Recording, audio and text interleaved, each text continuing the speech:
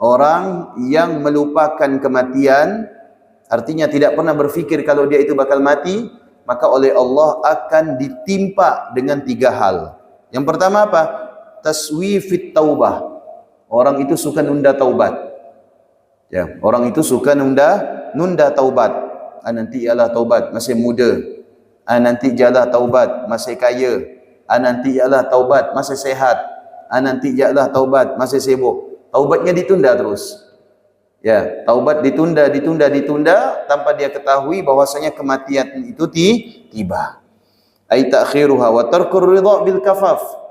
Yang kedua, hukuman yang Allah berikan di dunia sebelum dia itu meninggal bagi orang yang melupakan kematian adalah apa?